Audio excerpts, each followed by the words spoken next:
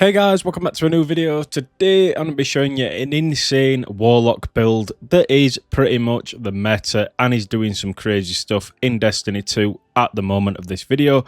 But if you guys are new to the channel, make sure to subscribe, leave a like on today's build. You guys smashed the last one on the Hunter and I do really appreciate it. Now, don't worry, I know my power's low on the Warlock, but trust me, I've got a few Warlock friends that have tried this out in the high-end activities and done really well with it, and they do say this is the best setup. So I'm going to be bringing it with you right now.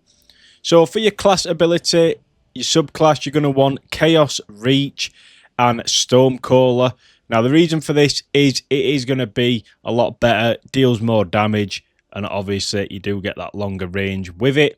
Then we do have Healing Rift, Burst Glide, Ball Lightning, Pulse Grenade with the brand new Aspect Ionic Sentry. This thing is really good. Definitely use this. Defeat targets with kinetic or arc weapons or arc abilities to charge up an arc turret that periodically chains lightning between nearby targets, granting stack of bolt charge with each hit. Now, this thing is crazy. If you can get it rolling, so it's basically just keeps killing, you building that arc charge up, which you can definitely do with today's build. It can do some good damage at clearing ads. Then we do have Arc Soul. Casio Rift creates an Arc Soul. You guys know this is really good, especially when you're in your Rift in them high-end activities. For the fragments, we're using Spark of Ions, Spark of Resistance, Spark of Amplitude, and Spark of Discharge. Now, weapons-wise, one weapon I do really like is the Wrist Runner. It's always been my go-to if I'm running an arc build because it does have that superconductor. When taking arc damage, this weapon becomes more powerful and resists incoming arc damage. Kills extend the time in this overcharged state, and it does have superconductor when arc conductor is active. Shots fired have the chance to become chain lightning and return ammo.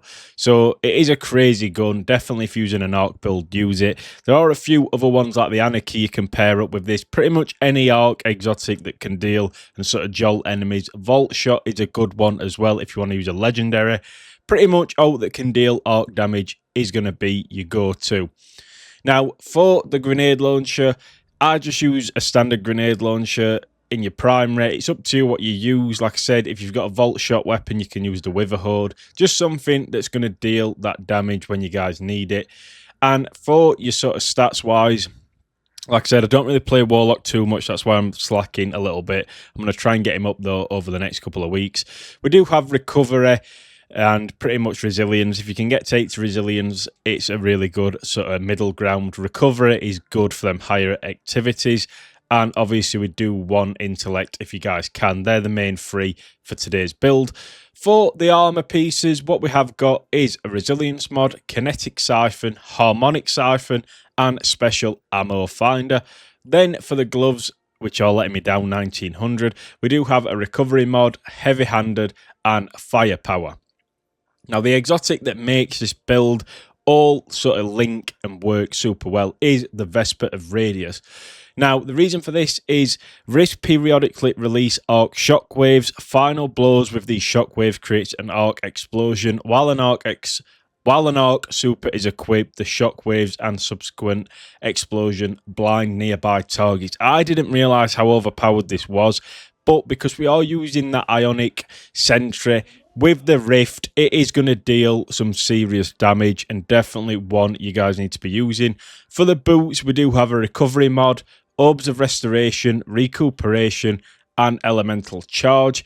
That is because collecting Ionic Trace or destroying a Strand Tangle has an escalating chance to give you the armor charge. So that's how we're going to get that right there. And then for the Warlock Bond, we have a Resilience mod, Reaper, and Utility Kickstart. When your class ability energy is fully expended, your armor charge is consumed and you gain class ability energy.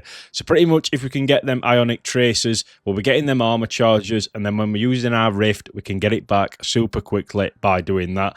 You guys will see in the gameplay how good this thing is for clearing ads, and then you've got your Chaos Reach for damage. But like I said, try this build out. I'll leave a dim link as always in the description. Leave a like, subscribe, and as always, I will catch you in the next one.